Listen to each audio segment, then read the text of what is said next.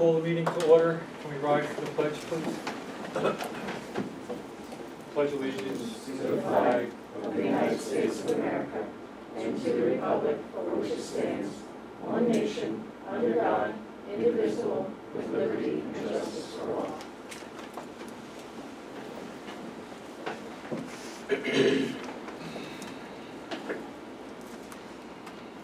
Okay, first order of business is a public hearing will take place to review the proposed Highland Central School District Code of Conduct for 2018-19 school year.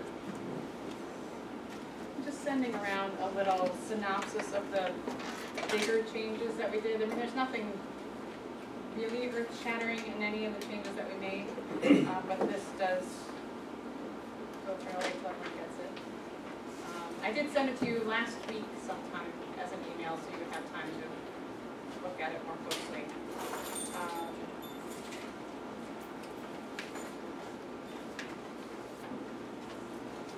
The two biggest changes were in the infractions.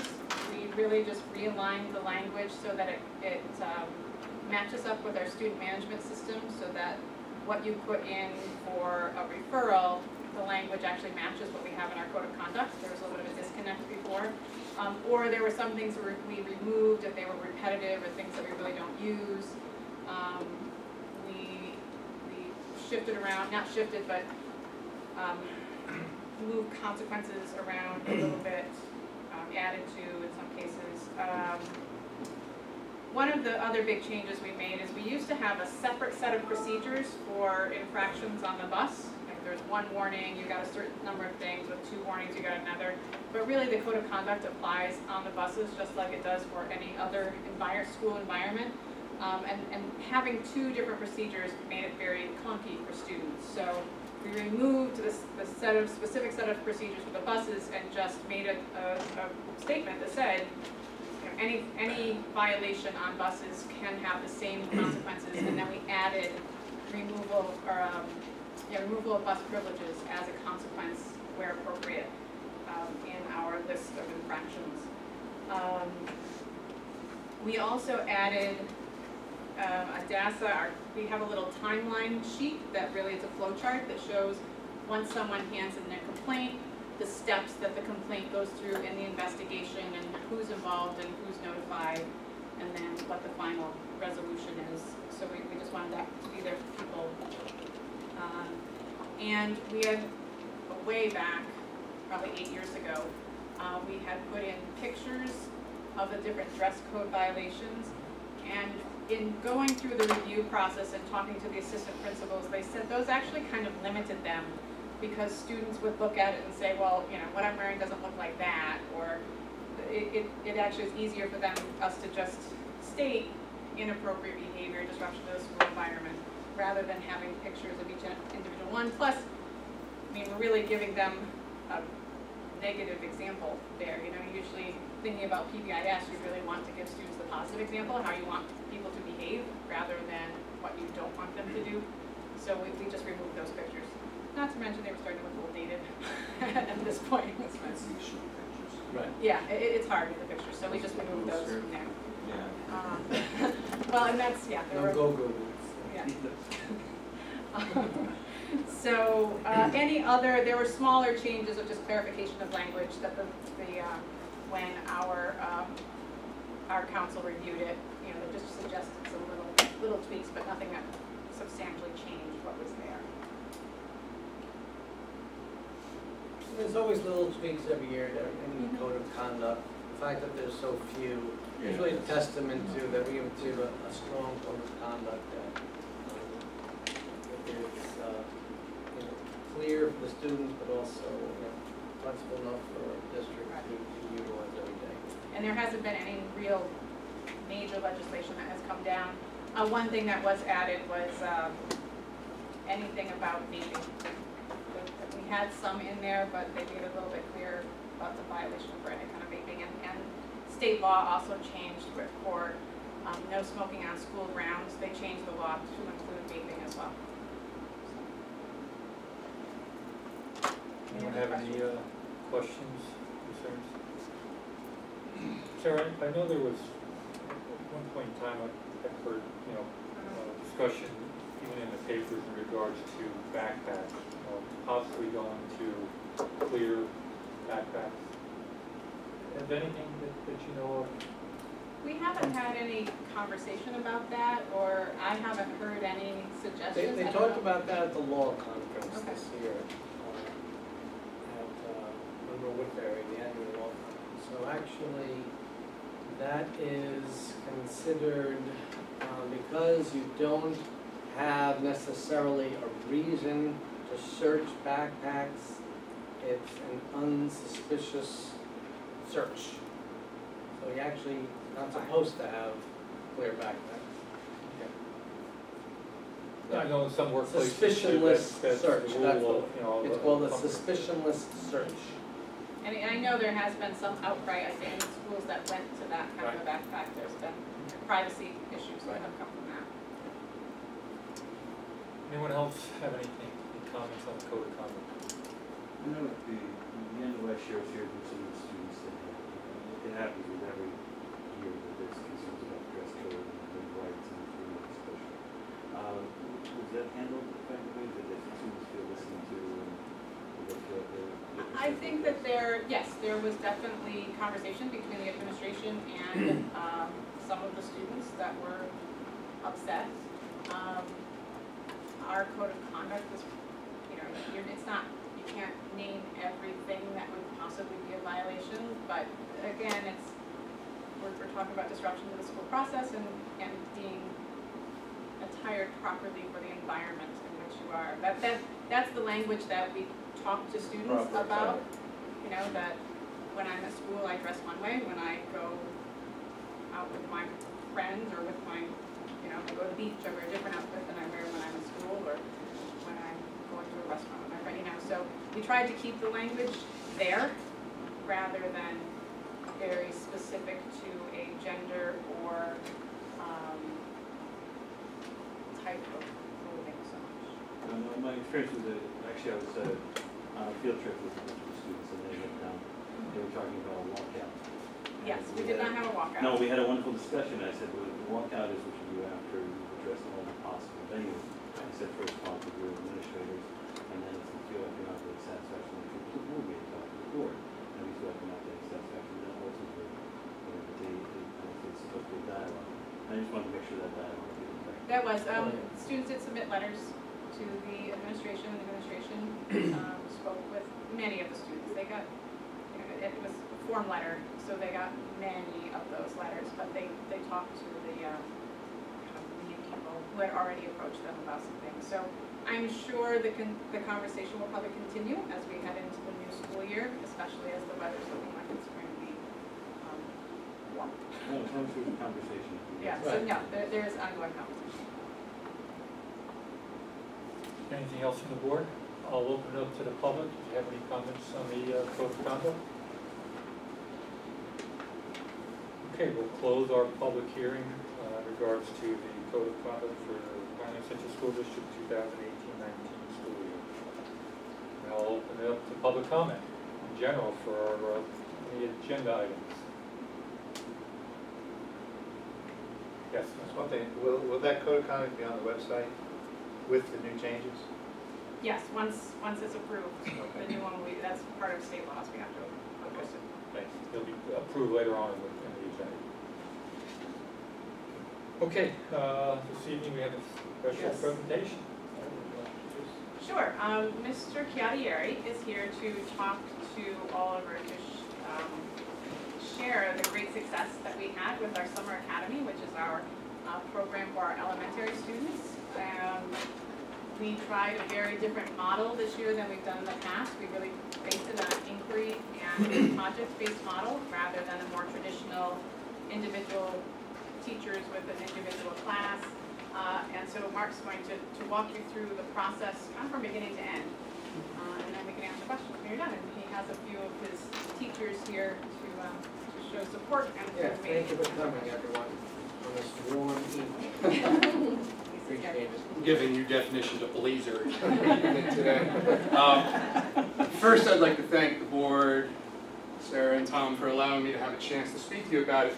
because I think with this short 2-week program, we accomplished an awful lot, and I think also opened up the possibility of expanding some of the ideas we went through here.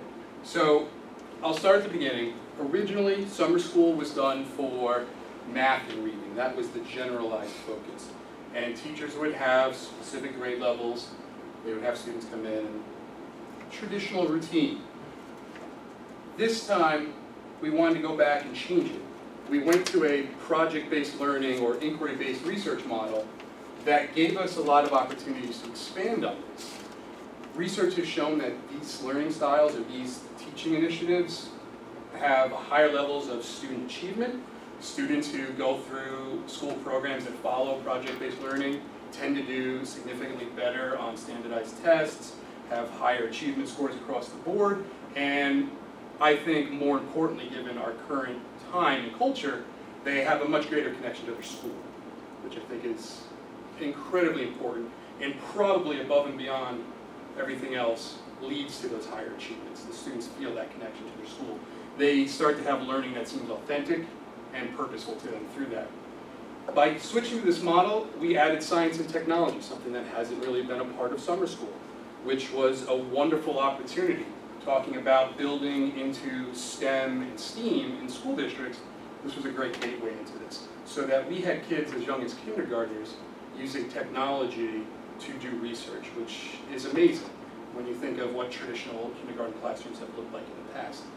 Over those 2 weeks, we had kids creating PowerPoints. We had kids putting presentations together at kindergarten level. And I think that's a pretty amazing accomplishment. Students were given an essential question to focus on. What animal from the Hudson Valley would you most like to be, and why? This gave them something to focus on. It tied them into their community that they live in, and it gave them something that is real to them. They see animals every day. It's a high interest subject for students, and it allowed us to put all those subjects together. Math, science, technology, reading. For the first time, as far as I know, transportation was provided by the district for members of the program, which was, I think, a boon to it. Many parents were A, shocked. They thought it was a typo, and then B, incredibly grateful for that opportunity to have a bus pick them up and then drop them off. It really allowed, I think, more families to participate than normally would have been in the past. Student selection process was also different this year. In the past, we've gone on teacher recommendations. This has caused some issues every once in a while with numbers and explaining rationale. Sometimes parents want to know why their child is recommended, and that can be nebulous. And you say, well, I think that they could use the extra help. We switched to data. It was completely data driven. This gave us a very clear set of students who were behind on reading levels and were not showing improvement on their math benchmark scores. This list gave us an opportunity to tell parents, this is why your child is here. Or, this is why, conversely, your child is not here. They're doing well. I know they might struggle, but they're on reading level or just below. So it really helped explain to parents. It also gave teachers a sense of where their students lie. We had specific data for that. We had a list of about 100 students. Students most in need were given preference. And then we had a wait list, which we ended up using students from as families said they couldn't attend because of vacations and other commitments. It worked. The data worked. I had some teachers with concerns which were valid about not knowing which students were going to be in there. It turned out that many of the students that they would have recommended showed up in the data, and I think that was great. It made it easier to communicate to parents why the student was there, provided a clear picture for us to know what they need and what we can do for them. In the future, going forward, if we started a little earlier, I think it would be better to get those letters to parents, have teachers be able to see the list that's generated from the data and then be able to comment on that list. I think that would be a great source of improvement for the program. It was a rotation model. Students weren't just in the same class for 4 hours. They went through 5 stations: math, science, ELA and reading, technology, and then they did a nature fact finding, which involved them going around the school grounds looking for animals, looking for data, recording it on an iPad through a program. Every student would go through all stations throughout the day, so they would get all 5 things. It provided them with that kinesthetic need of getting up, moving around. It made the day fly. It was an interesting occurrence on the first day at 12 when students wanted to come back. They weren't ready to just fly onto a bus, which I think was a wonderful thing. We followed a basic schedule so that kids knew exactly what was expected. They got to the point where they used their iPads with a program to check into each station as they walked in. They would scan a QR code, go in and sit down.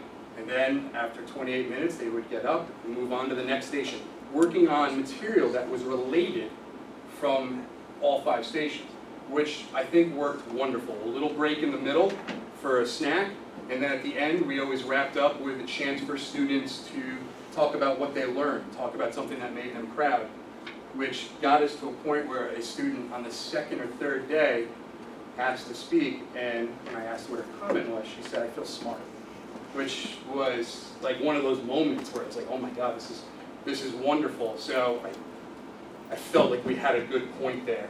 And your meeting, your morning meeting and reflection, that was the whole group together? The whole group. We had 67 students able to come. We averaged about 54, 55 students on the daily. And any of those reflections or morning meetings were done whole group, which was great. And we had kids, and I probably glossed over it, our groups were mixed ability. So we had kindergartners with 4th graders based on some of their reading levels and so forth. So it was completely differentiated, and it worked great. We had a kindergartner who was with 4th graders able to keep up socially and academically with them. And it was a wonderful experience to see that. And students did not have any adverse reactions to that. They actually enjoyed it. To them, it seemed natural being able to talk to each other. The older kids naturally ended up being helpful to the younger students, showing them things, giving them pointers for things, so they started teaching, which of course is always a great way to learn a subject. We used PowerPoint. We had students as young as I said, kindergarten, making PowerPoint presentations, and we used this app called Seesaw, which was wonderful. It allowed students to document everything they're doing and collaborate with each other. So each student could see the other student's work. They could take videos of presentations they were doing. They would create a picture and then label it in there. They took their notes through Seesaw. It allowed all their teachers to see what they were doing. And it really provided them a really concrete and effective way to see what they were doing and to always have that with them. On the last day, we had our kids do a gallery walk. Every child produced a presentation of what they learned. They set up their Seesaw program. Other students would rotate through and watch other students' presentations, which was an amazing experience for them to see what each other had learned. And then we had quite a few volunteers to go up in front of the whole group and do their presentations. We had students as young as kindergartners presenting in front of everyone. We had 4 ELL students, English language learners, volunteer to present in front of whole groups, which was, I think, a great success of the program and really spoke to the level of comfort that they had. We did student surveys at the beginning and end to try to track students' feelings towards key subjects, 3 categories: like, unsure, dislike. For the sake of data, I tracked reading, math, writing, spelling, science, and technology. At the start of the program, 59% marked like for reading. At the end of the program, 70%. Math, 69% checked like, 82% at the end. And similarly, they all went up almost 20 points in those 2 weeks. The level of unsure dropped on average 10 points, and the level of disliked, thankfully, weren't very high to begin with, usually around 7. Most of them dropped down to about 2 or 3% by the end of those 2 weeks. So it was a nice little way to see what the students perceived it as. And it was an overall great experience. At the end, this letter went home to all the parents explaining the things that their students had done, their children had done, their accomplishments, things to be proud of, so that they got a little bit of an overview of the program as well. And that was it. All in all, I think it went very well. I have some pictures. One thing that we forgot to add at the beginning about the students that were involved, it was not only our math and reading students, but every summer we do an E&L program. And so this year, rather than it being, it used to be like a separate classroom as part of the summer academy. This year, the E&L students were mixed into the whole group. Yeah, for the So they were first year. getting much more, much more real-life conversation practice. Yeah, having the E&L group integrated in was, I think, an incredible benefit to them. As I said, we have a kindergartner who's an E&L student who is a gifted student by all accounts. And seeing him interact with other students 3 or 4 grade levels ahead of him, talking to them, talking to others, presenting was one of the great outcomes from it. So here you can see some of the students working off the iPads. They would do research, observe animals, report what they see, their adaptations, appendages. We had students using Tier 3 vocabulary, habitat, camouflage, adaptation. It was really great, and having students have access to the technology in all areas also worked very well. Some of their work here trying to identify features, diet of animal food. And again, we have kindergarten students here doing some of these, so it went very well with them labeling animals. I mean, this was a kindergarten talking about abdomen, thorax of insects. So it really provided us with a wonderful opportunity to start to do these things. And when we had the videos of the presentations, I mean, students talking about copperhead's diet and preferred habitats, their camouflage patterns. If somebody had walked in and not known this was a program with students taken from struggling areas, I don't think they would ever guess. The science class really gave them a lot of opportunity to get hands-on with things. They had deer skulls, conch shells, cicada carcasses. They really got a lot more out of this than I think would have been possible in the past. And we got to a point where they started really getting into it. They wanted to go out and collect specimens. They wanted to find things. The 2 weeks we went were very similar to today's weather. And when you have 50 to 60 students in an un-air-conditioned building, you would expect them to start to wilt, but they really didn't. They were excited. We had days where it was pouring, and they were like, can we go outside? It's like, not really. So it was a wonderful experience. I mean, when talking about animals living in Asia and Europe, so you start even getting geography in here. So these were students doing the presentations. They wanted to use the wall because it was higher up so the other students could see it. And it was great. They put the PowerPoints together themselves with a little bit of assistance from Gloria Hernandez and Ashley, who really filled in wonderfully for us. Thank you so much for that. I mean, life cycle, it was a great program. I was shocked as a 7th grade teacher trying to get students to do presentations. It's similar to dentistry. And to have these children volunteer, and it got to the point where it was 12, the buses had to go, and kids were in tears because they wanted to present. Which gets me to the overarching goal we had here. I wanted students at the end of this program to want to learn, to be excited to go back, to be excited to have the opportunity to do more discovery, and I believe we accomplished that fully. We had students who really wanted more time. They wanted a longer program. They wanted to keep going with it. They wanted to present. I mean, when you see kids crying because they don't want to leave school because they want to do a presentation. In the summer. In the summer, when it was incredibly hot, I think it really spoke to the program. Was this K through 6? K through 5. K through 5. And how many teachers were? So we had 2 teachers per station. So we had 10. 10? Unfortunately, there was a death in the family, so one of the teachers could not attend.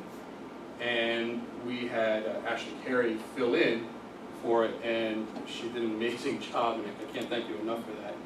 It went very well. So the average group was about 10 students, and we had 2 teachers per groups. So it really allowed for hands-on, one-on-one interactions for them.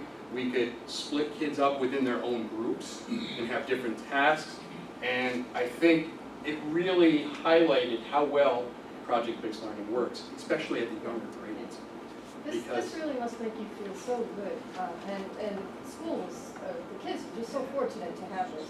Thank you. Yeah. It was one of those things where after it was done, I had teachers, and Dana's nodding, they were like, wow, this works, this is great. Yeah. Because it's rewarding not just for the students, but also for the teacher. Yeah. Because you start to see kids Yeah. who really want to get into learning. And to get that kind of feedback is And phenomenal. It started from last year. I started doing inquiry-based research in the classroom, and we ended up butting up against the end of the school year. And I had kids asking if they could come in after school. You know, school had ended. Can I come in and present? Can I keep working? So to foster that, to have that ability, is I think one of the biggest benefits of project-based learning. Mark, you and your staff, are you looking to expand next year? Ideally, yes. I think if we can incorporate the middle school and move on to include them, have it longer, I think would be an incredible benefit to the district. Because we are incorporating those STEAM and STEM skills, we are getting students more connected to their schools. We had a couple parents ask if we had a middle school program this year because they wanted their older kids to be able to participate. So I think last year we had the After School Academy at the middle school. I think it would be a natural fit if the After School Academy continues this year, move that more towards project-based learning, and have that roll over into a summer program as well. I think it would work very well. I think it really gets kids into that mode. It's almost impossible to stop some of that slide during the summer over those 2 months, but at a minimum, this gets kids wanting to go back and wanting to learn. It reignites that desire to discover. I think that's the benefit. Is this a title funded program? Yeah, this is through Title I. And so Patrick and I have been talking about increasing to 3 weeks, hopefully next week, for the elementary program and looking at the middle school. And we've already added the money for the middle school after school academy like we did last year as well. 3 weeks? 3 weeks. Yeah, I think we talked about it. I think 4 weeks is a little long because you start to run into people's vacations and all of that. But It is a sweet spot in there. yeah, You want the 2 weeks was just consistency a of little the too kids. short. With 3 weeks, we could have much more of a capstone experience where they could have 2.5 weeks purely research and inquiry, and then the final 3 days working on that culminating project. And we had really talked about doing some field trips, and they just didn't even have time. And that to would do have anything been- like that. That would have been huge because it got to the point where kids started wondering. They wanted to find out more. We had kids wanting to bring stuff in that they found from home and start talking about the animals they had seen recently. It really got them thinking about their community, which is great. And I think we could continuously build upon community investigations, talking about the history of the community, the wildlife, the river, the habitat, the environment. So I think we're in a great spot, geographically speaking, to keep doing project-based learning like this. And if it were to continue as you move up in grade level, then you start transitioning to the inquiry side where, say, if you started doing a high school approach, kids start researching problems that they see and researching how to solve them. And it gets to a point where they create action plans where they figure out ways to fix issues that they see.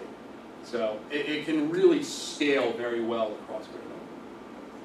It'd be interesting to see how these students, when they enter school in September, how they do, and if Yeah. you can track them to see what the benefit of this program was. You know, that summer drop back that some kids have, and then the catch-up part in September. Yeah, but that's usually part of the summer program is looking at It'd be nice that, to so hear what we're those, definitely what those going to steps be are. Yeah. just following that. validation alone for the program. You know, and students, I think students got to see their subjects in a different light, like math. They weren't just answering math problems. They were figuring out miles per hour for running speed of animals. They were doing comparisons between wingspans. They were figuring out, how much food an animal eats. So they had all this math built into it that didn't seem like math, So I think it kind of answers that question that students like come up with, oh, I'll never use math. What do I use math for in the world? Where, you know, every adult knows everything, but a student doesn't really see that. So this shows them, really showed them how much math is a part of their everyday life. You know, we had kids running in like, I found out I run 8 miles an hour and I can outrun you. And oh, it's great that you figured that out. How did you figure it out? So they started talking about distance and timing it. It was great. Sir, you had a question? Yeah, when was it held? So we started July 23rd, and it ran until August 3rd. And was it at the elementary school? At the elementary school. Was there any cost to the kids? No cost. Snack was provided to them, transportation was provided to them. At the end of the program, we gave every student a journal with all of the work they had done, a certificate congratulating them for discovering as much as they did, and the impetus to keep researching. That's what the journal is for. As you go through the rest of summer, write down what you find out about animals. Write down what you notice and what you observe. And that was all provided. How many years have this been doing it? This specific program, this was the first. We've been doing a summer academy for a long time. We took a break last year because of all the building that was happening at the elementary school, but we used that opportunity to really revision what the program looked like. It used to be much more traditional. It was 4 weeks, and every teacher had their own class, and I think they divided between We all taught math and reading. math and reading, and like math was in the first half and then reading was in the afternoon, so some kids were there for part of the day. It was, again, just a real revisioning of what this was, what we wanted them to experience. And I think the thing when Mark and I were talking about this last week, and he shared the little anecdote about the little girl who stood up and said, I feel smart. I mean, that, if nothing else, says that we accomplished something, because generally speaking, this group of students is probably not the students that feel that on a regular basis going to school. I think that's a real testament to the teachers who were involved and the care that they took and the planning that they did to make this all come off. And also that Seesaw app was suggested by one of the reading teachers that worked, in fact it was Melissa Christ, who we just hired as in a full-time position. She had used it, I think, a little bit last year, had seen it at a BOCES training. So we thought this was a great opportunity to really play around with it and see how it worked. And so I know we're going to continue to use that in the elementary school. And I would like to further emphasize that the fact that the teachers who came together for this really bought into it helped significantly, and giving them the opportunity to shape some of it, and just saying, all right, we want to discover, we want kids to learn, we want them to focus on this, but how you go about doing that, be creative, and they took that and ran with it. And the essential question idea as an overall focusing piece came from Dana. When we were having our first meetings about this before the program started, she had suggested, you know, if we had an essential question that all students work towards, it would really connect everything together and work well. So I took that and said, oh my God, this is exactly what we needed. And then we went with, what animal would you be from Hudson Valley and why? And that really took off. The students loved it.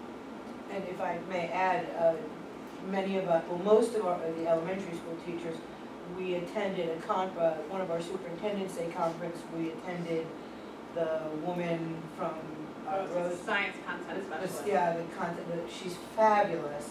And I know Jill Berger and I, we were trained, and then we went to kind of get a refresher, because the summer program is exactly what she feels that all public schools should be doing with the children. And I just think that, maybe I'll contact her and let her know how very well.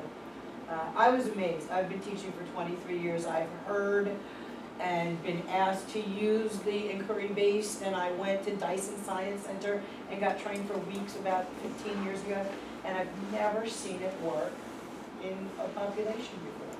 And then this summer, I think I said to Mark every day, I can't believe how well this is working.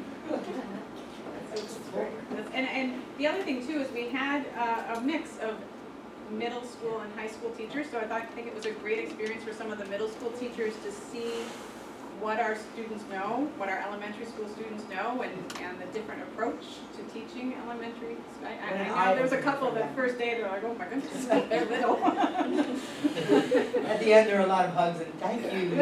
I had a lot of kindergarten cop experiences, so they're really small. But it's adorable. It worked great, and I went back and having conversations with teachers at the middle school, specifically Kevin Rizzo, who teaches 8th grade science. He was like, oh my God, let's make the entire middle school science middle school. Let's do project-based and inquiry-based. So well, this is the idea. You move towards this, and he and I are going to meet with Dan Wetzel at the middle school and start talking about this initiative, moving it forward. So I think it's a great program to have, and if we keep up with this, and we start incorporating it not just in the summer, but also during the regular academic year, as we see it works with elementary school, I think we're going to have a lot of success with it. Is there a way to share this with the faculty? This is something which you did to show them an example of how it can work? And I think so. I mean, we can put this PowerPoint, certainly, but I can present at a superintendent's conference. I've done it. Yeah, I think it would be more effective if you actually talk about, rather than just showing them on PowerPoint. Talk about the experience and again, because we had teachers from both the middle school and high school, it's good that you can get different perspectives on that. And I don't know, Elizabeth, if you wanted to add anything about the E&L experience for your students. Typically in the past, we've always kept our E&L students together, isolated from the rest of the summer group, and this year having them integrated into the whole group, just like they are during the school year, was just so wonderful to see them interacting and learning from their peers. I was also blown away with what they were capable of. Language acquisition in itself is a process, but seeing them with their peers on their learning levels really just accelerated that learning process for them. And BOCES, when BOCES came to review the program, because BOCES has to review the E&L portion of it, they felt that this was the way that it should always be now. And they were incredibly happy with what they saw and wanted to know more about it. So it's always nice for BOCES to come here and pick up something to spread instead of giving us something to do. Any other questions from the board? No, I just think it deserves a round of applause. Thank you.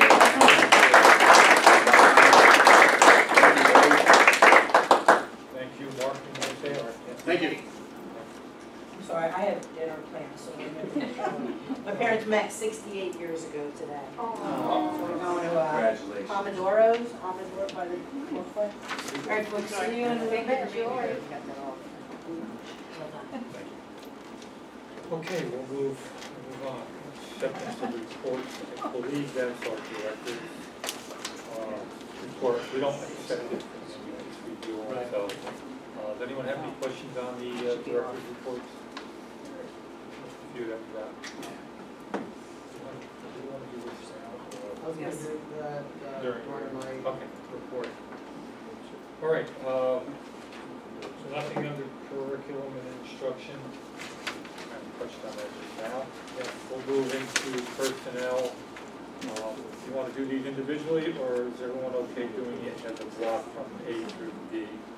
And we have some recognitions tonight also. Yeah, I think you can go as a block. Well, good. Nothing negative. Okay. For the middle section.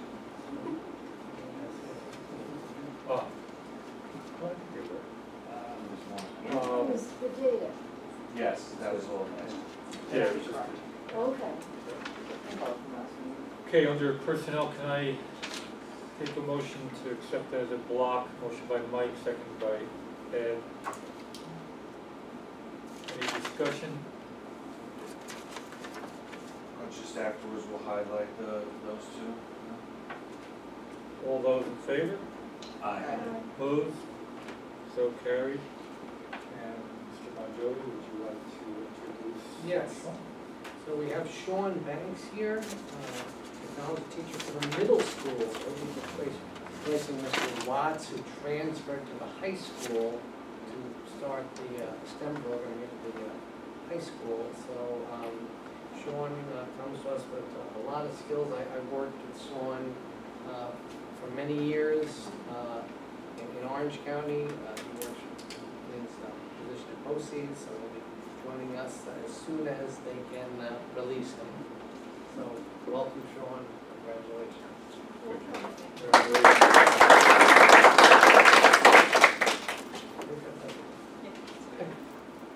Right, moving on to business and operations, surplus vehicles.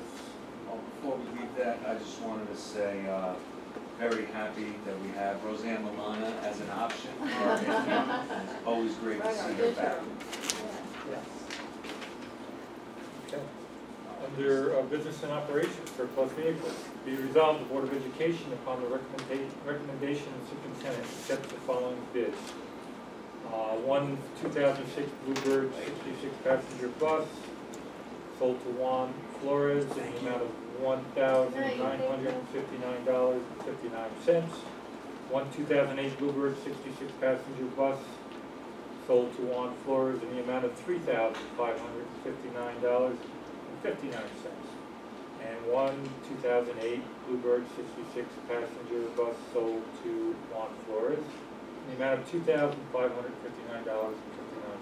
Can I have a motion, please? Motion by Heather, second by Tom. Discussion? This is kind of, I think, more than we've got. These Buses are in the kind past. Are they better Nice buses? Would you recall that? Yeah, I know. I like the 59 cents. I mean, $3,000, $3,500 for a bus.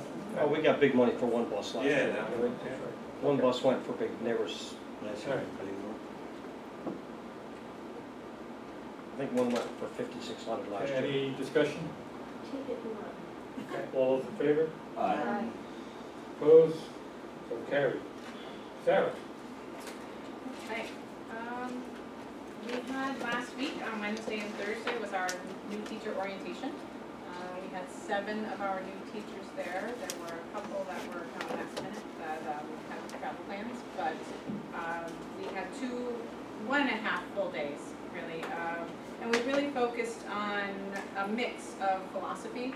We're talking about creating relationships. We watched and talking about our why. We watched the Simon Sinek video that we watched when we did our mission statement, talked about our mission statement as a district, and then talked about building relationships with our students as well as building relationships within the staff and ways to do that. Of course, we also spent some time filling out paperwork and talking about APPR, expectations, PBIS, DASA. Really, we had lunch with the administrators the first day, so they not only met their building administrator, but at least had some conversation with the administrative group as a whole. And then on Thursday morning, they had breakfast with all of our secretarial staff so that they could get to know, again, not just the secretary in their own building, but the staff throughout the district, so that they can put a name to the face, especially within the different directors' offices and things like that. So it's always a nice way to help them feel the first day when they come in, like they know a few faces. And it's also an opportunity for our staff, our secretarial staff, to share some helpful tips for starting out the year and getting acclimated into our community and our buildings. We have an HSA orientation on Thursday. That's just a couple of hours in the morning. Many of our HSA new staff have already started, so but we do like to bring everyone together so they can see all the directors. There are some TAs that won't start until the first day of school. So again, an opportunity to really see everyone and the directors and administrators who they don't necessarily directly report to. Today I went to a training at BOCES with Joel and Patrick, and it was an overview of the new standards in our 4 major content areas. The next generation standards in math and ELA, and then also social studies and science. I had been to specific trainings for each of those 4 things, but it was good to be there with Joel and with Patrick so we could think about them as a whole. The wonderful thing, and I think I've mentioned this in the past, about the standards is they have a lot of overlapping ideas in them, things like perseverance and problem solving and really deep thinking. that we can use so that I hope teachers don't feel so completely overwhelmed by the fact, oh my gosh, we've been working on math in ELA, but now we have social studies, we have science. The work that was done at the Summer Academy, as Dana mentioned, that's all about science, the new science standards. It's truly an inquiry-based set of standards, really bringing in engineering ideas as well as the more traditional sciences. And we dug into that a little bit this today, as well as the social studies standards are talking about inquiry. All 4 sets of standards have developed practices that are applied K-12.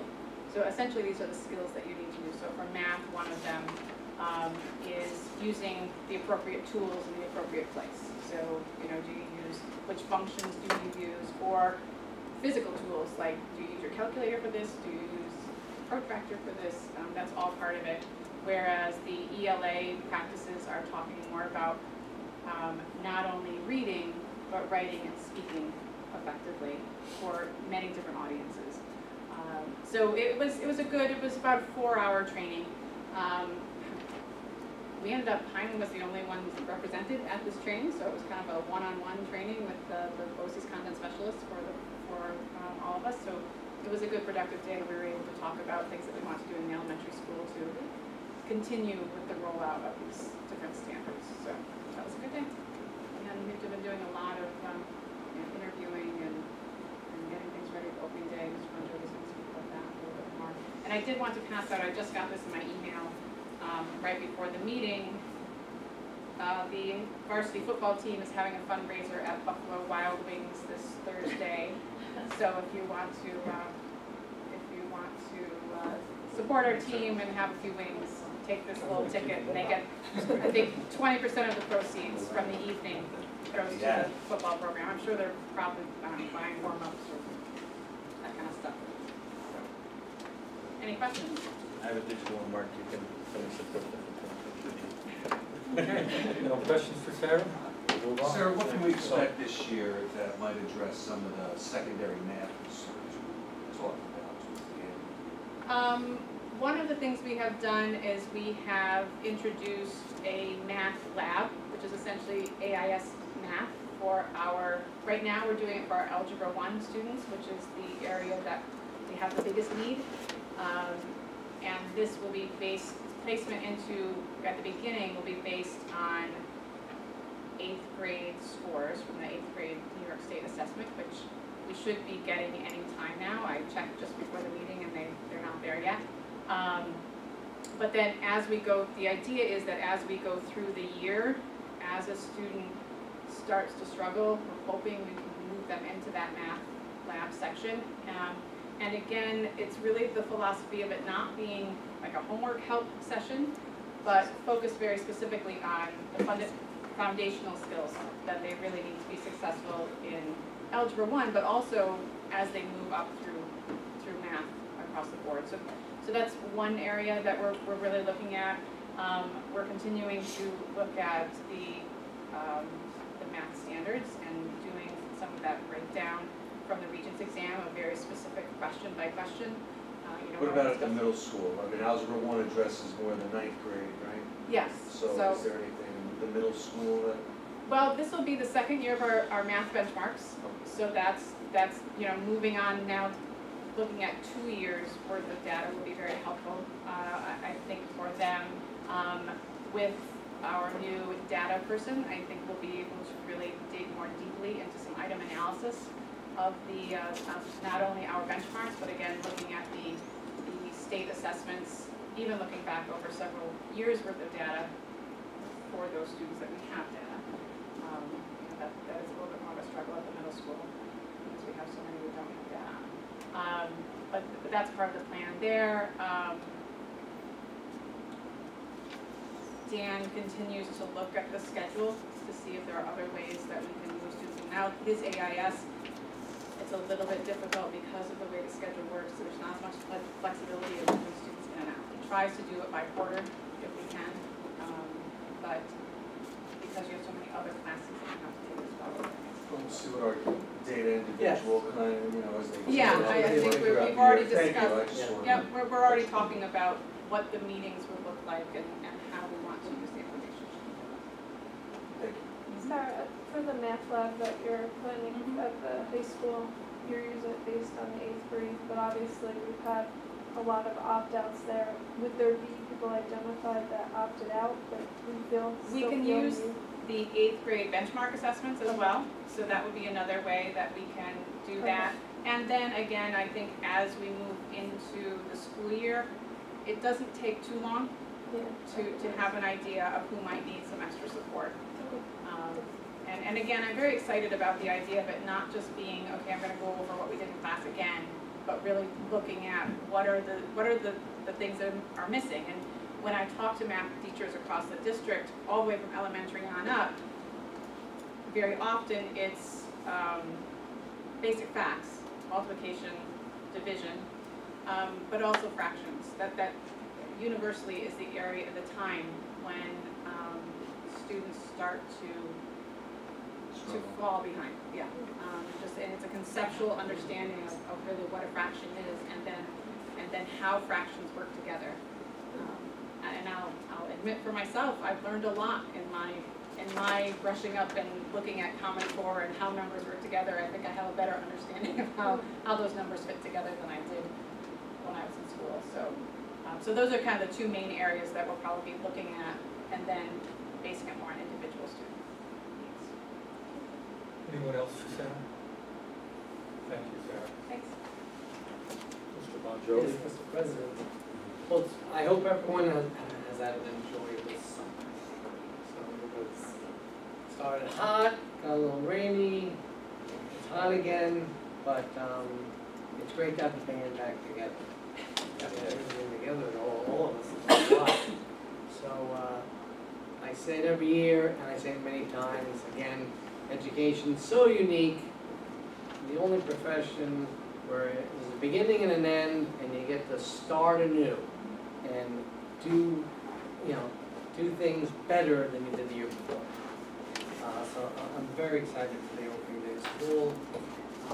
Opening day, we do start again at 8 a.m. in the high school gym. That's all I can tell you. We are having a team building activity. I know that many of you work, but for those of you who perhaps are available, if you can make yourself available, that Tuesday at 8 a.m., I think you'll be excited and thrilled to see what we're going to be working on. Another kind of Bon Joviism I'm going to adopt this year, there's going to be a Monday message sent home through the phone message to all parents and students every Monday from me. And it'll be kind of an inspirational message, a little bit kind of, hey, this week, this is what's going on in the district, a little bit more inspirational things also for the students and the parents. Morning or afternoon? It'll be in the afternoon, yes. I'll kind of make it before I leave. I don't want to wake anyone up. I will wake you up. I was just making a note. So the Monday message, so I'm looking forward to that. We received some exciting news yesterday. So every year the Mid-Hudson Study Council acknowledges the excellence. So they are the Mid-Hudson Study Council Award for Excellence. So we actually have 2 staff members who are going to be receiving this award. It is our pleasure to inform you you've been selected by the Mid-Hudson Study Council to receive one of this year's awards in excellence. On behalf of the officer members and staff of the Mid-Hudson Study Council, we extend our sincere congratulations. We invite you to attend our awards dinner on October 18th. So we will get this out to you again. October 18th, 2018, in Anthony's Pier 9. And this award is being given to Dr. Michael Paff. He's our school psychologist here at high school, and Marianne Ingraham.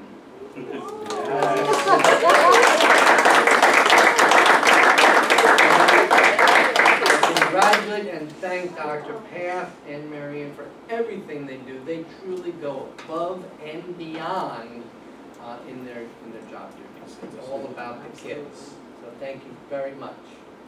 and I know she's so delighted that I pointed her out. You're right. So that'll be something we'll, We might have to kidnap her to bring I'll her get to- together, so this is just the beginning, I'm gonna get together with Holly Brooker, and we're gonna put together a big story. And you got that And then we'll send out I invitations. can tell you about the life-size poster. Yeah. So it's going to be fantastic, it's great for Highland.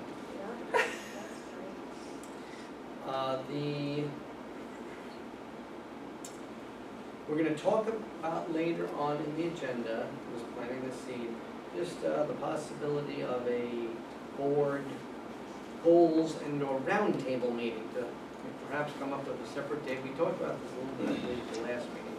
To come up with a, I know it's tough to do, but perhaps come up with a separate evening. I have some ideas, perhaps, where we could get together, talk about, you know, what's the vision? What are our goals? What's our short-term goals? What are our long-term goals for Highland?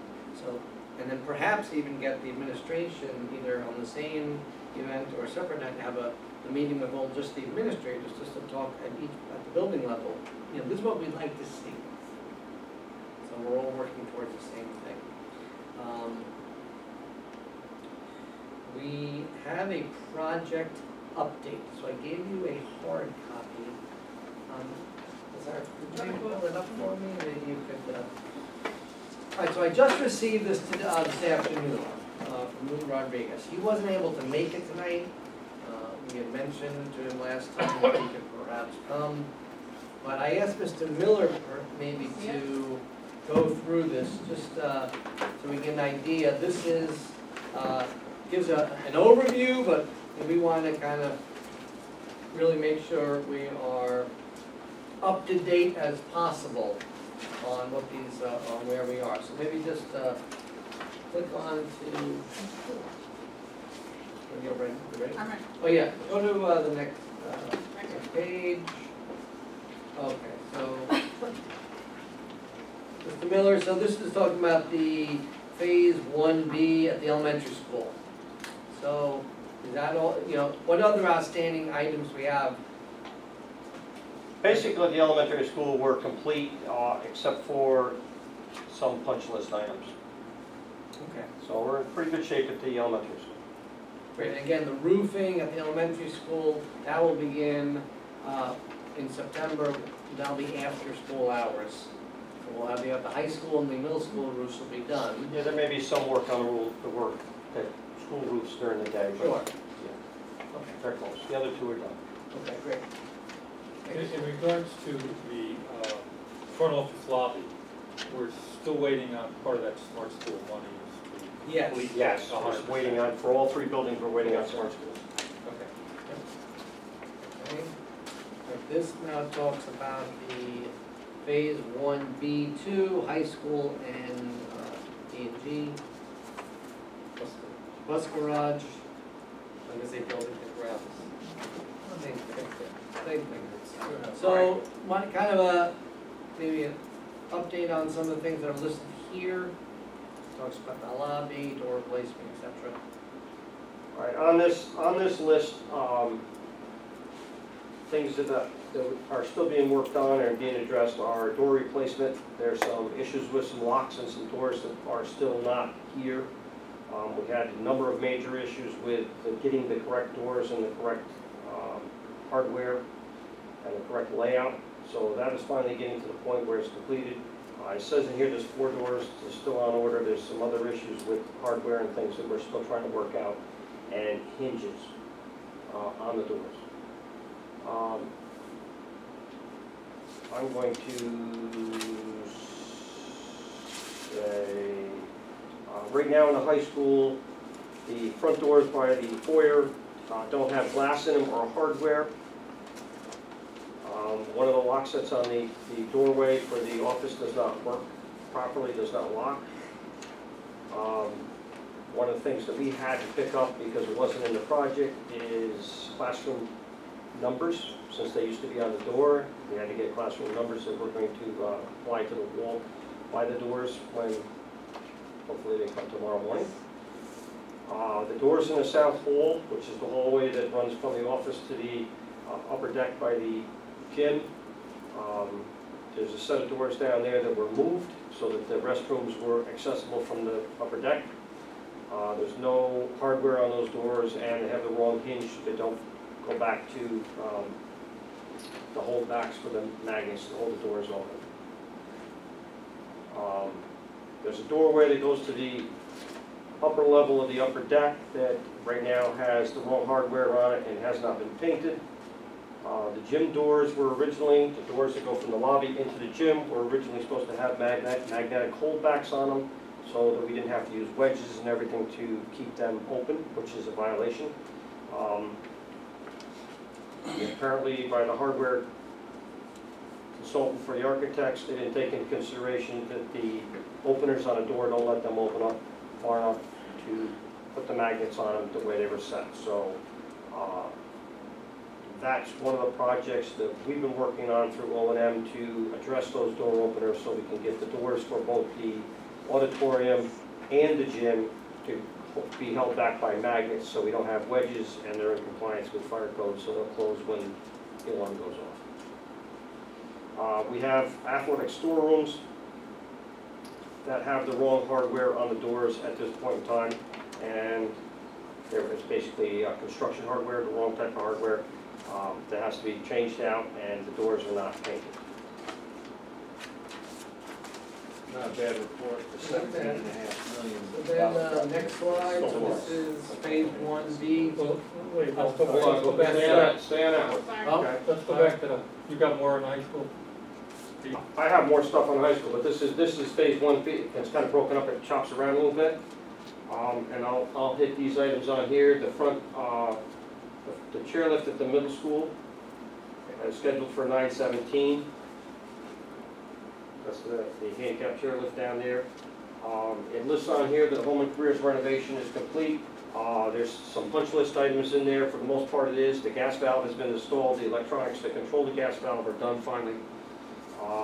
It says the computer lab is complete at the middle school. Computer lab at the middle school is complete. The new whiteboards are not here yet. So we may be putting up some old whiteboards that we have and then replacing them at some point in time, which is, I guess, we have to do because I spoke to Dan Sommer Wetzel about it. That we need to have whiteboards so they can teach, so we will be in that location. Kitchen renovations are under construction. We've got a couple of bases that are still missing that have not arrived yet. They're supposed to arrive, but we have some units that we had from the elementary school kitchen that we might be able to use to place in there for the interim until they get here. It says on here that the gang bathrooms are complete. For the most part they are.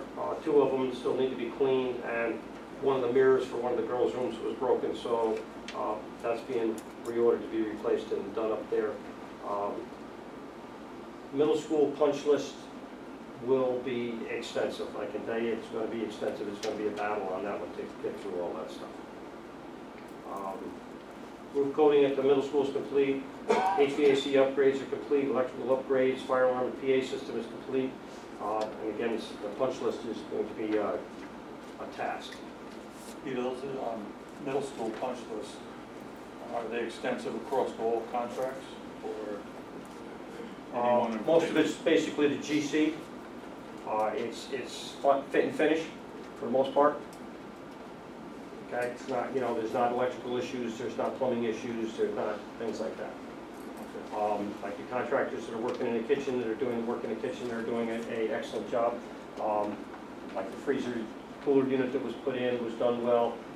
The guys that are right there right now that are working for Adoptal, that are doing the ceiling work and the fit and finish in the kitchen are doing a good job. A lot of the stuff that we had from the beginning parts of this are things that are going to hit the punch list a lot harder.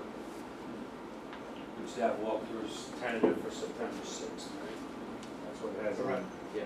But overall, I'm hearing this report is accurate. These things For are the most part it is. I mean, there's a lot of little things out there that are, still we're chasing. Right. Okay, some of them are important because we, like the athletic storerooms, we have students in here since August 13th, they're running around, and we have places that aren't as secured as we'd like them to be, so, Steve, what's the reason behind numerous door and hardware issues? Is it because of the consultant for the architect not specifying the proper hardware for the doors, or is it, because I know initially there was all the doors came in wrong. That's going back months and months and months and months ago, Right, correct? there's two door issues in my mind. One is the high school classroom door issues and that stuff, all right? And the other one is the entrance doors at the middle school and the elementary school, as far as hold open and being able to dog them down so you can unlock them, so you can walk up front and bend, open the door and walk in. Addressing that first, the doors at the middle school and the elementary school, we're working through architectural door to work on the hardware. There's some modifications we can do to the hardware to make it so they'll be hold open. So the doors can be opened in good weather, so when the kids get off the bus, they can just walk in. And then if we have an event, then we can dog the doors down so that the doors can be unlocked so people can open them without having somebody stand there and hold the door open for them the whole time. That piece we're addressing. The problem we had in the high school with the classroom doors was the contractor had apparently a really poor vendor, and went through a number of things, and that contractor's had issues in other school districts apparently with the same thing, with the same vendor, and the materials and stuff that they got. They are now apparently working through architectural door also to resolve some of their issues. Right, so At no additional cost to the district? that part is no additional cost to the district. Things like we're working with the existing doors that we have in the locker rooms, where we have top and bottom hardware, where when they tiled the locker rooms, the hardware at the bottom was removed and we have issues there. Right now we're working with architectural door to repair those items so that the doors are secured, because right now they're only locked at the top and kids are yanking on them, and that's a problem. So we're trying to resolve those kind of issues. Those are being resolved in-house. I mean, and like somebody just said something about $17.5 million project, we're probably going to spend $10,000 fixing some of those issues, but in the grand scheme of things, it's not a whole lot. It would have been nice if it had been done, I didn't have to fix it, but You do it as a we're addressing. homeowner too, construction, eventually you own. The main lobby, the high school has no glass. The interior set of doors does not have glass in it yet, and no hardware. Because that's on back order? That, I don't know exactly what the specifics are. When we left and we did our walkthrough in May, those doors were in, but no glass and no hardware. Correct. Here it is September. The things like the retainers that are on the inside of the glass windows in the office there were the wrong dimensions and everything have been repaired, and a lot of that stuff has been addressed, but it's slowly coming together, I guess. We're holding money on these guys though, that money? Well, it's all per Well, I think contract, we've it's got all flowing the way it's issues. supposed to. There's, Okay. I'm just saying, if it was a real problem, could we not get Highland Glass in there to address the glass and architecture? Oh, yeah, to that's- address the hardware? no, we pay for And it, then back it out of something? We have a problem, I think, hold back. Yeah. yeah, I mean, Percentage. I just like to hear that we still have options. yes, we do have options, and we are not nowhere to the point where it's, Litigious. yeah. Where are we? That was just the middle school, I think the next one Yeah, is. the rest is just the, show some of the money. Yeah, some of the numbers. Yeah, some of the numbers. All right, so some of the other things that we're still addressing in the high school, let me go make sure I got the middle school not going. Yeah. Some of the things we're still addressing in the high school are the control booth in the auditorium. We're waiting for the correct doors for that. Of course, there's no hardware on the doors that are there, they're incorrect. And the top edge of the control booth is not finished off the way it should be. Right now it's rough. Trying to get that straightened out. The band and chorus doors, room doors that were replaced, those are double doors. They were not specified to have classroom windows in them. The principal wants windows. There should be classroom doors with windows in them, so that's another piece that we're addressing, to put windows in them. And the contractor's addressing the fact that the doors right now, because they're double doors with basically a regular lock set in them, if you walk up with any kind of anything, you can put it in there and open the door, and there's no security, so we're addressing that. They can be opened.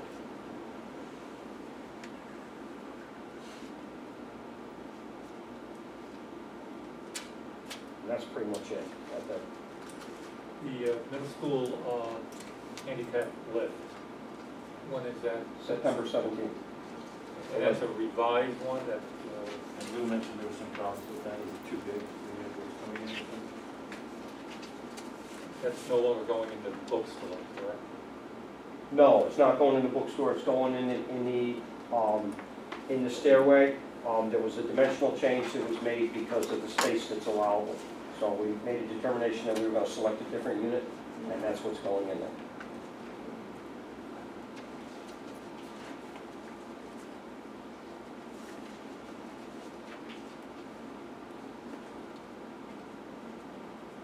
We are certainly getting, So the, in a perfect world, yes, we want all these things done, but I think the reality of when you have these, I don't think there's, at the moment, there's nothing completely out of the ordinary, but certainly things that just, are, make you a little upset, when you see, why did this come in wrong, what's this, and I should have went into the construction business, It's like a weatherman, you can be wrong, and there's nothing people can do to you. I just heard so many hardware issues, I said, who was the hardware consultant that convinced all that hardware?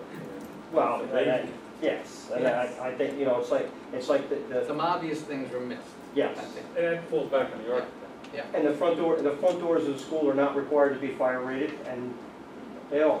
And that's why the hardware on them is fire rated, and that's why they don't do what we want them to do, because they're fire rated hardware. They don't need to. But we're getting there, we're getting to the point of wrapping it up, but there is certainly gonna be, as there normally is, a lot of punch list in here. overall, I think it's a good report. Thank you, Thank Mr. you. Governor, Summer. for summarizing. Yes. So that's, that was all part of my report, so that's all I have for tonight. Okay, good. Any questions for the superintendent? The Colombo contract, now that runs out, October 1st of this year, or is it through this year? I mean, last year when we had talked about it, we extended it for a year, but if I'm not mistaken. I think it was September 1st. Okay. Yeah, August 31st. It's September 1st, but, Lou has committed that, we met face to face, and he's committed to finish one, but he's not gonna walk away. Okay. Well, no, it would just be time and materials at that point. All right, great. But, no, I think the No, extension, the, the extension stated that he will. No, he'll finish up. He will Oh, finish okay. the completion. he is responsible for closeout. Great. Yeah. All right, good. Yes, he did say that. Huh? You were very specific about that. We were. Yes. Till completion. Till Yes. completion. Thank you. Do we have a new I don't know if it's tour gonna be date stamped scheduled? until completion, but till completion. Do we have a new tour date scheduled, like a board tour, or I think we should. late October Yeah. maybe?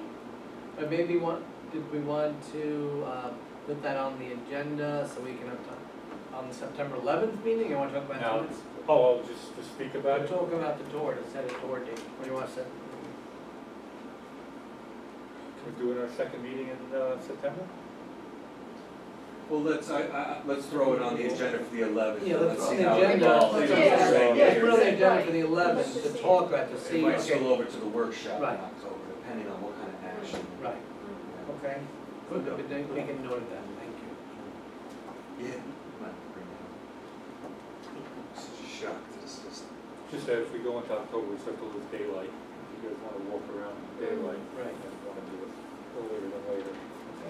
Okay, under Board of Education, new business, creation of new position, be it resolved, the Board of Education, upon recommendation of superintendent, approves the following recommendation to create a a new position known as school bus attendant, as presented to the board at this meeting.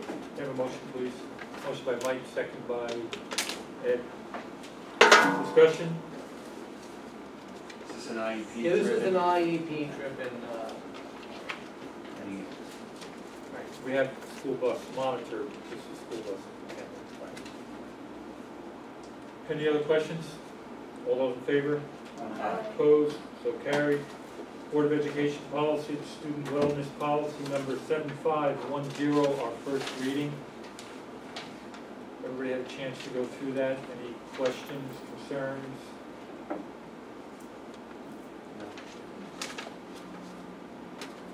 Ready to move that forward, or you want to go to the second reading? No, I'm sure the second. We'll move that to a second And reading. concussion management really just reflects any changes in the law and verbiages. Pretty much. And that's been updated, yes. So we'll move them both to the second reading and approval.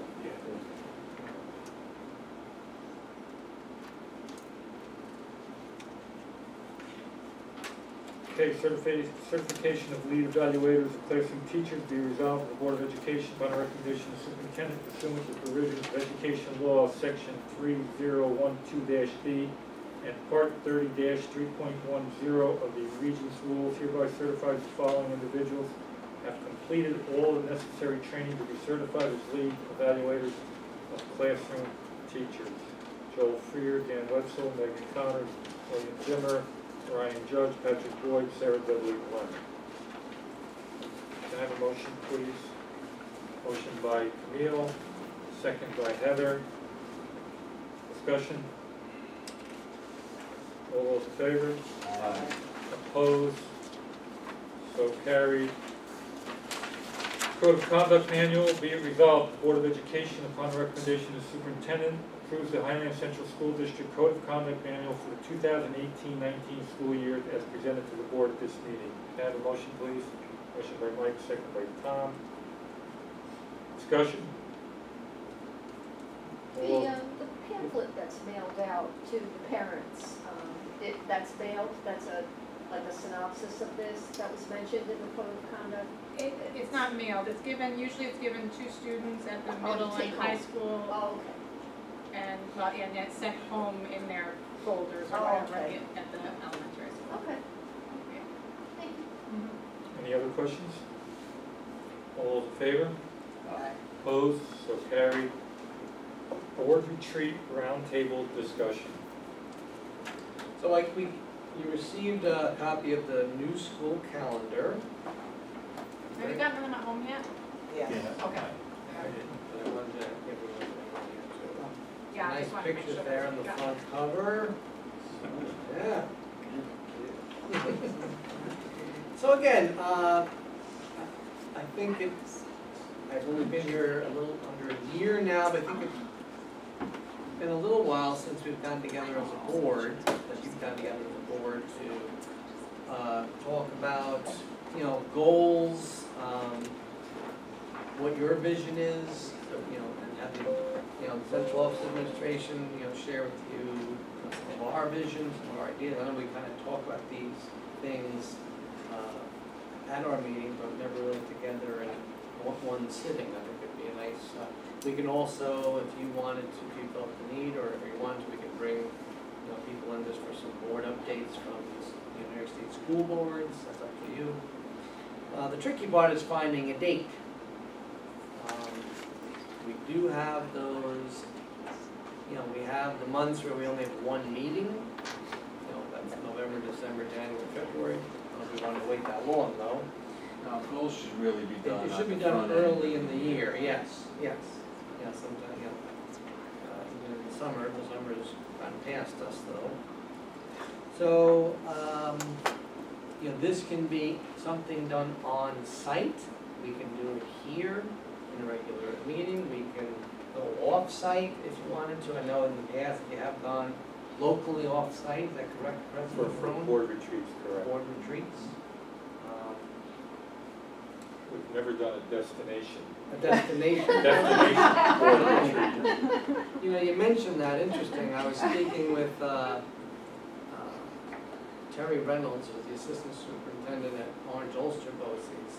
they had a very successful retreat in July at the new Resort World Catskills, where they gave them a room, a meeting room.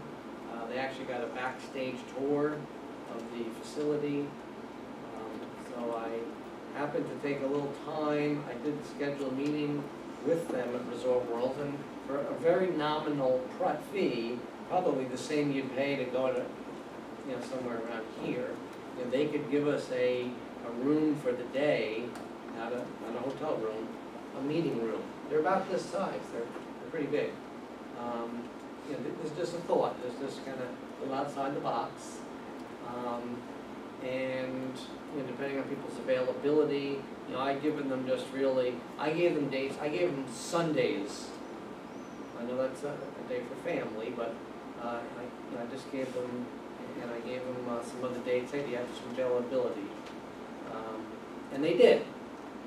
So I gave them a number of dates, kind of Sundays all through late September and all of October. And pretty much most Sundays, my thought was, wherever we did it, if it wouldn't be all day, but you could do wherever it was. It could be 3, 4 p.m. to 7, 8 p.m. It doesn't have to be an all-day fair. Just kind of throwing that idea out there. They did then give us the goal of that day would be to update the board goals. Is there any other expected outcomes? Update the board goals, and if we, if they can make it, perhaps have a meeting with, building administrators also. We're gonna update board goals. What's our short-term vision? What's our long-term vision? What are some of what's our wish list? Yeah, Tom and I spoke about it, and I think it's not a bad idea to kind of entertain something like that. We've never, as a board, in the years that I've served, that we've gone off-site before for dinner type board retreats where you show up, sit down during dinner, you have our set our goals or just have open discussion, and then we get up and we leave, we go home. This opportunity going somewhere is off-site to that type of venue would give us an opportunity to kind of, between the meeting, maybe even socialize a little bit. And it kind of, makes it a little different atmosphere. I don't think we're doing anything that's outside of the school law. So, and we have money in our budget to entertain that. We also had a very nice administrative retreat right here at Carbon. Right. So there's opportunities. I think as a board we've been functioning well together. Just to have that opportunity to more or less have the social piece of it also, and then sit down and get to work on setting board goals and maybe the round table with the administrators. And then another piece of that. I know in the past, we had one meeting where we had a round table with administrators and staff. I'd like to bring that back. We seem to, not that we forget about the staff, I don't want that to get across as the wrong message, but it seems like there's a little barrier between us and staff. I like to try to open that up where we can have more staff here at our board meetings to kind of explain, certain situations that they're in and things that we can maybe change when it comes to budget opportunity, where we can place additional resources. But we need that dialogue. So maybe starting that roundtable discussion again with staff and administrators will open up that lines of communication where we can learn from what they have to tell us. I mean, we sit here, they sit in their classrooms. A lot of times we don't have that interaction. That can benefit how we function as a board. So, two things. Let's get back to board retreat. What you're feeling is going to another location outside of, having food brought in, sitting in the cafeteria or sitting here, going to another venue. Well, site would be something new. Is everybody open to that? Yeah, cost is minimal. Yeah, no, it was reasonable. It was as, It was the same as really what we did at Gardens, the price, yes. Yeah, nothing extraordinary. No, it's nothing It's, extravagant. We're not getting lobster and surf and turf. That's a nice place. Right. We're all invited. Yeah, I certainly support what the group feels. I think to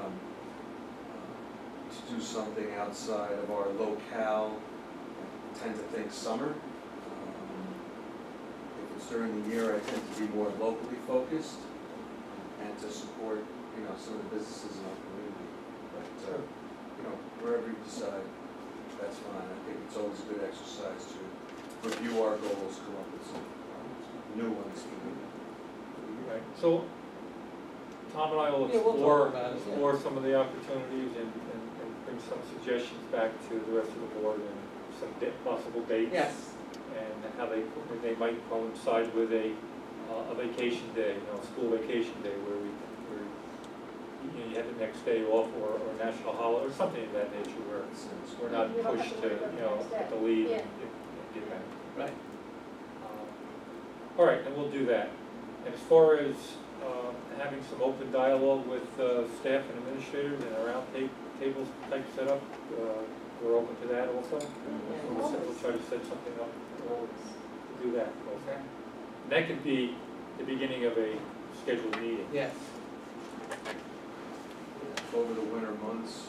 Yeah. And before budget, we have a chance to move out to those buildings. And part Well, of the several, meeting yeah. is, We smaller group, a couple of board members at each table, some That's a staff at good each thought, table. go into each building, maybe three meetings for an hour and have a, with the So staff maybe at the tour the local building. meeting, Right. individual campus. It just seems, Good idea.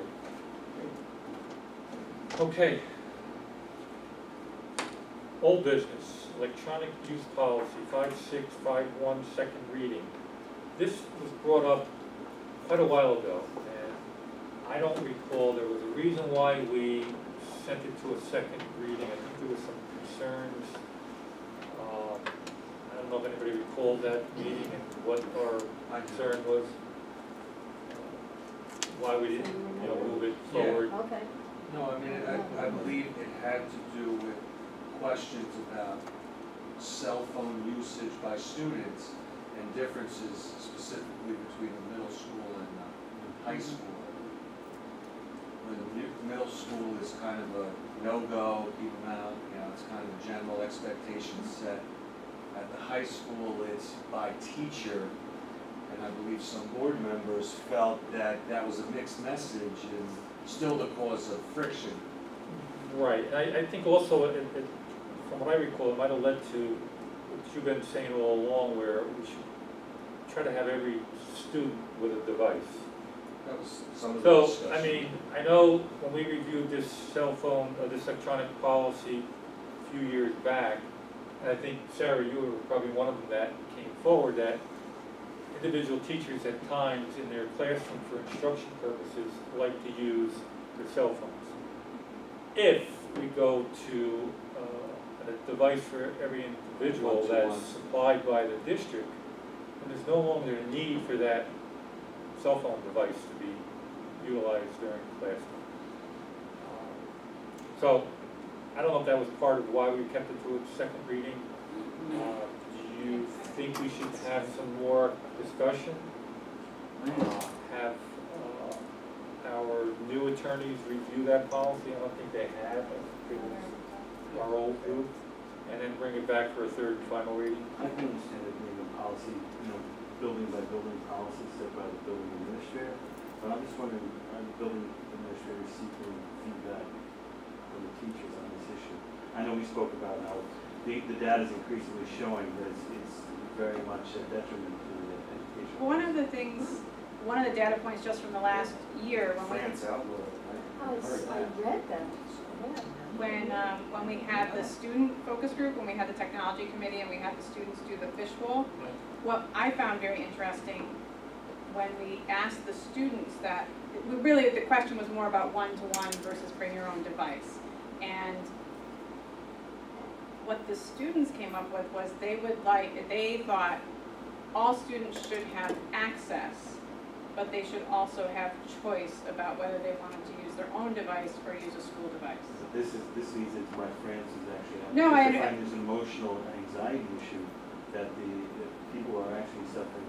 They're so bonded with the cellular devices that it's creating an actual emotional anxiety. No, yes, I've read all that research. I'm just saying this was the feedback that the students gave, and that's the that's the most recent feedback that we've gotten, you know, person to person, you know, that's beyond a conversation with a teacher here or a teacher there. But that's the reason I wanted to share that. What's the feedback from the staff? We haven't had that conversation in a while because really we all, you know, I think we lost track of the fact that it didn't get final approval, so we've been going kind of on the old. So I mean, it's probably time to revisit it. I don't know if doing a third and final right now, you know, before the next meeting, we're not going to have time to have feedback from staff on that. We don't have to do it, but. Yeah, so we might want to push off that. This hasn't been adopted. Are there any significant alterations? Currently, the old policy is staying, remain in effect until we. Right, so. Correct, which is But really the old similar policy to is what's in really front of us. old. The old policy is really old. So, It's the one before the one we're talking about now, which was from 4 years ago.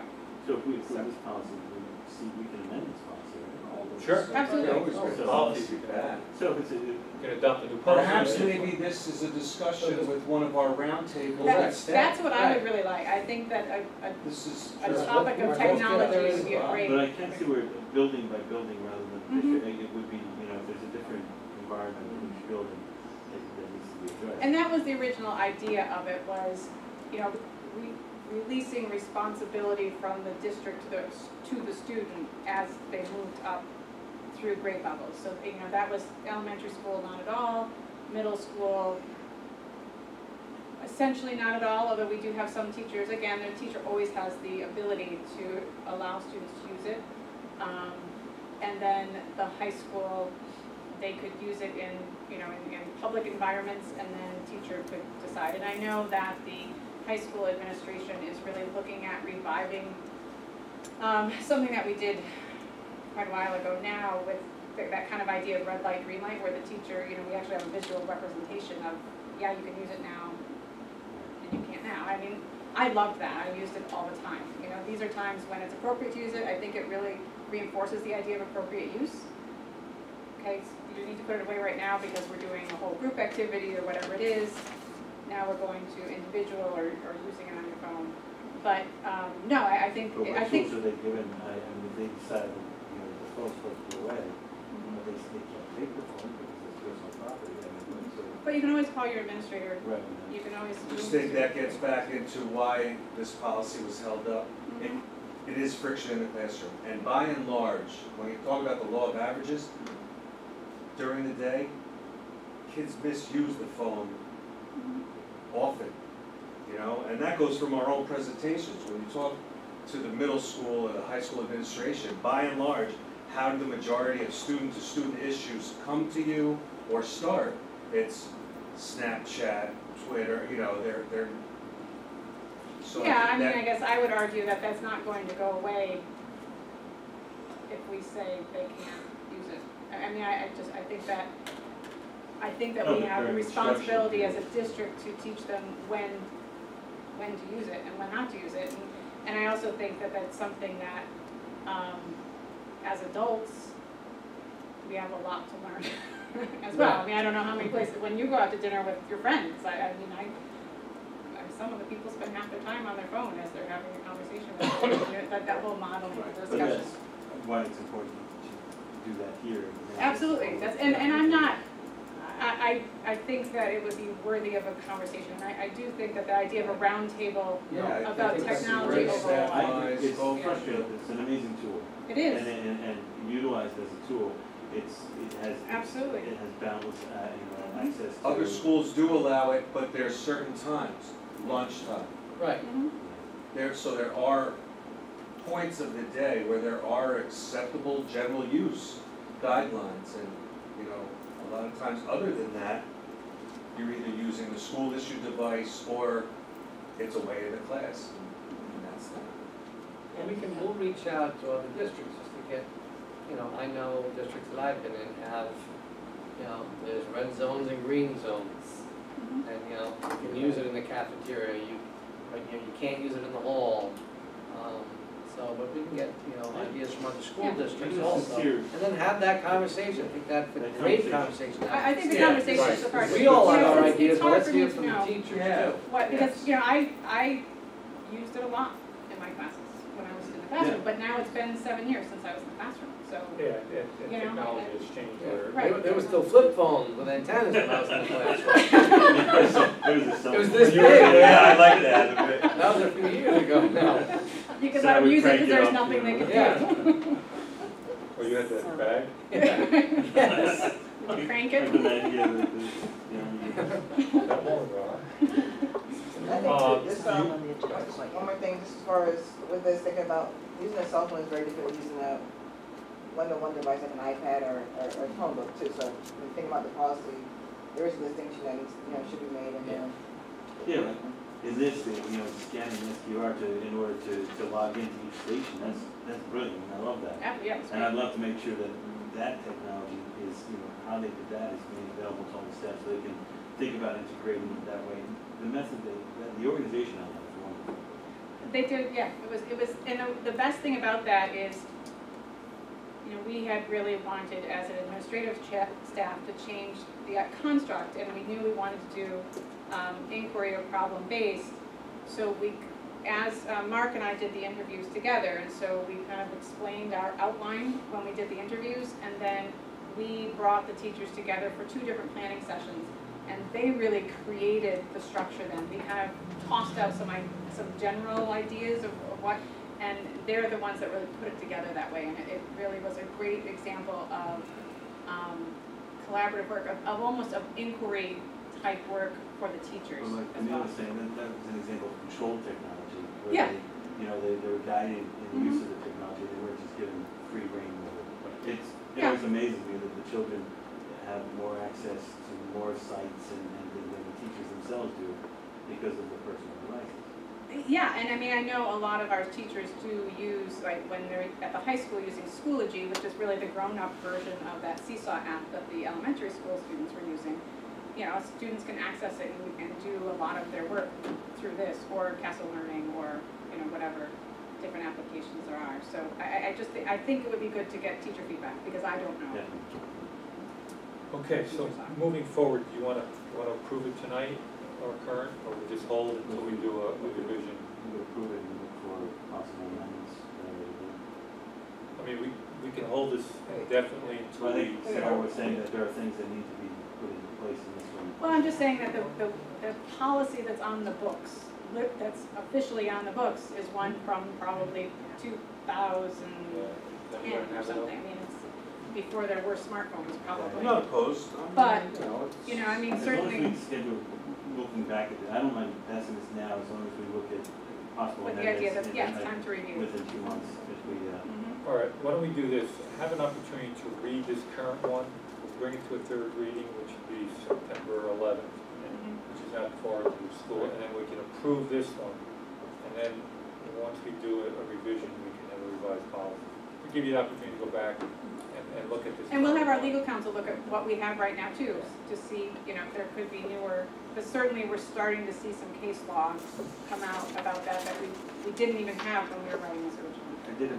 Well, Lisa, we'll do it as a 3rd reading and approve it. My phone died, so I can't even read it.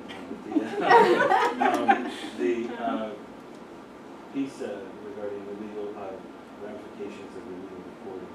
Of what? Sorry. The legal recording by the students who are still recording out of, without permission and about that. There's no mention of it mentions school discipline, but it doesn't mention anything about them being separate cost of legal.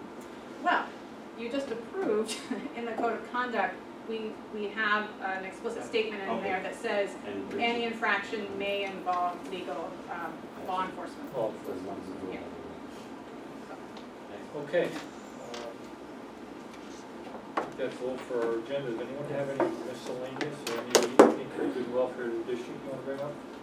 Yeah, I just, looking at the calendar right now, this is kind of short term, but just wanted to see if there's any way, or we're open to maybe moving that September 11th date, just because there's a lot like there's community ceremonies going on, and for me it's a sensitive day, so just wanted to see if there's, I know it's a tough, schedule, because there's a lot of other stuff planned, but just because of the day that it is, if there's any way of adjusting it. Funny you say September 11th and 9/11, so. Right. Yeah. Yeah. I know that the 9/11 ceremony in the village is at 6:30 on September 11th. Everyone goes to that. If you maybe want to start the meeting a little later. I'm not sure if it's going to be a large agenda right now or not. We could Probably some bypass executive session maybe at that point. Is that something you want to do, or change the date? Anyone? I mean, I do attend the. It's tough to change the date because we have 2 weeks in a row there because Back of to the back. 4th issue, so. The time would be wrong. Do we need the 11th? Yeah, I was gonna throw that out. We'll need it probably to make some appointments. Because we have the assistant principal at the elementary school to appoint.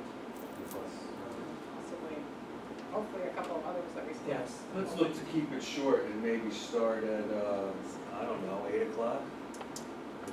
Be out by 9:15, 9:30? Is that possible? This way you get your business done, Sure. but people can attend some local venues, they're usually done by 8. Prior to, yeah, that should be.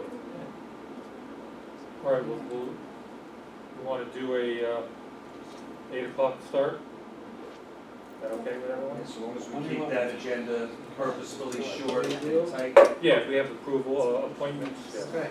$500 fine for doing. Hey, here we go. Pick it up later. That's the team play. Thank you, sir. Thank you That's all. right. You got that right, Lisa? The 11th at 8 p.m. Okay, and we'll keep it No short. exacts. Okay. What other vacancies? We're gonna have a great start. Vacancies? Yeah. Let's do it. Sorry. So what other vacancies do we have for, besides the AP? Assistant principal at the middle school, we have security at, the full-time security position at the middle school. Sorry, assistant principal at the elementary. Did I say middle school? I was jumping ahead to security. And then the security, the full-time security positions at middle school, and then we still have the part-time security positions, which I was going to talk about also, in the exec session, actually. And we created this new position, but has it been filled, or is that? That will be able to be filled pretty quickly. I would imagine that was not going to Is take the much. AP search complete? We are down to a final candidate, yes. And then we'll have a TA appointment on that. That's another one we're down to Right. candidates. There might be some other, Yeah, positions we felt that I would need to talk to Yeah, an executive. So you'll, pretty cool. are we okay there? I think we're okay I'm there. thinking we're Yeah. on. All right, anything else for good welfare in the district? It is, it's great. I have a question, for that September 11th and for the directors and the principals reports. They were going to use that day to talk about their opening day. Yeah, but they'll be brief, okay. opening day, yeah, they can still do a brief opening Okay. day recap. They'll still, Gotcha. yeah. Okay. We can do it. Points of for brevity. Maybe Years on ago, our that day. meetings went till 11, 12 o'clock at night, so. Sometimes into the next day. Yes, So yes. 9:30 is that. It's Out of the question. early. Yeah, yeah. We're doing it here. All right, anything else? Good, we'll open it up to public comment. Mary Ann, you got a lot to say? You gotta get used to it. Did they tell you you have to speak at that No. board? I It's only know. gonna be Did they tell you you have to 600 people organize it? there. That's good. Okay. We'll close public comment, and I need a motion to go into executive session for employment history, unaligned salary adjustments, and personnel. Motion by Heather, second by Camille. All those in favor? Aye. That I don't believe will be coming out of executive open session. No action.